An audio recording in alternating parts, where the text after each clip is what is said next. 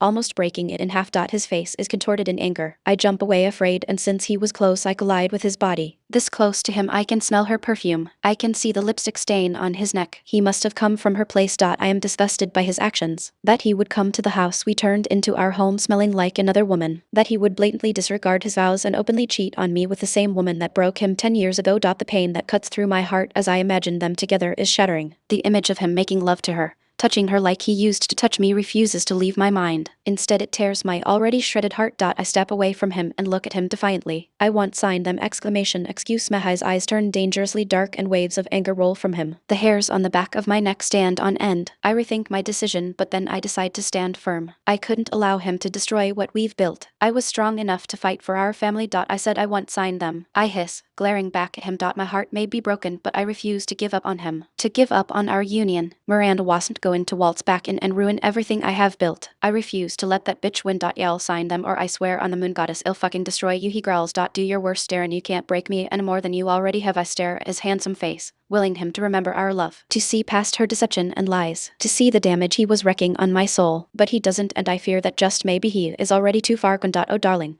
that's where you're wrong. You have no idea how much more damage I can do. He smirks evilly, and I have to prevent myself from shuddering at his coldness. He turns around and stomps out of the kitchen. A few moments later I hear him climbing the stairs and I sag against the table. I let the tears that I had been holding back to freely fall. Where had I gone wrong? Had I done something that angered the moon goddess and she was now punishing me? I just couldn't understand. I had been happy a few months ago, content with my life. I had a loving family, great friends, and my business was flourishing. I had even planned on getting pregnant, but in a blink of an eye everything came crushing down. Miranda came back to our lives like an angry hurricane, leaving nothing but destruction in her wake. She started by going to his company. When I heard about it, I confronted him and he assured me nothing was going on, that they just went for lunch to catch up, that I shouldn't worry because she was firmly in the past. I should have worried, because here we were, months down the line with him asking for a separation. My greatest fear had come true. He was leaving me for her, and I didn't know how to handle that. I wipe away the tears furiously, mad at myself for being weak. I can't give in to weakness because if I do, I'll lose all I held dear to my heart. I walk to my room unsteadily. Darren had kicked me out of our bedroom when he started seeing Miranda. Once there, I try to sleep but am unable. My mind refuses to shut down. It refuses to let me find peace in its dark abyss.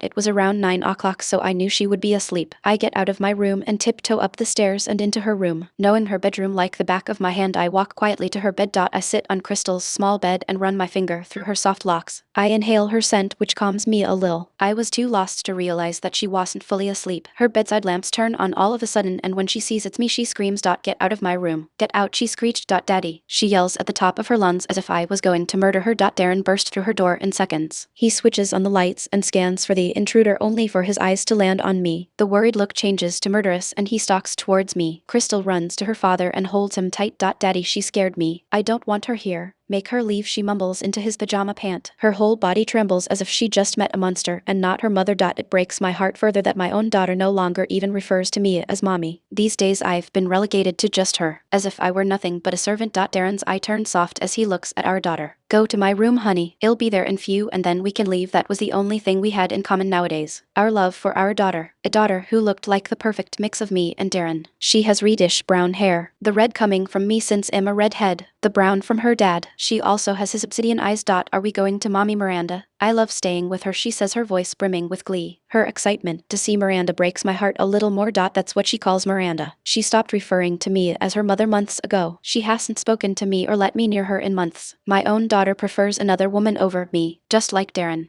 Crystal now hates me and want nothing to do with me. Yes, now go so I can finish up here, Darren tells her gently. Crystal stares at her dad with a smile, then gives me a scathing look before leaving the room. What were you doing in her room? He asks, the gentle look he had a few moments ago having turned lethal. I stand up and sigh before answering. She's my daughter, Darren. I wanted to be near her. I now couldn't even come near Crystal without her screaming at me or shouting for me to get away from her. She had completely changed once Darren introduced her to his mistress. All the affection she had for me were transferred to her. Bodice, I hated the lying bitch. She doesn't want you near her. Get that through your thick head. His insult hurts me, but this was my daughter we were talking about. That's because you let that slut brainwash her. If you think that I will let that stupid hoe raise my daughter, you're sadly mistake. I spit out disdainfully. I didn't see the hit coming. I was standing, glaring at him, and the next thing I knew I was on the floor. floor, my world spinning and my ears ringing from the impact. Let that be the last fucking time you speak like that about the woman I love, he snarled, his voice cold with anger. He looked at me in disgust before spitting on me. He left the room without even looking back. Minutes later I heard them leave. I can't believe it. I sat there on the floor while tears ran down my face, my left cheek stinging. I knew it was going to bruise. How could he? He held me with those hands, wiped my tears with them and caressed me with them. So how could he hit me? And all because of her.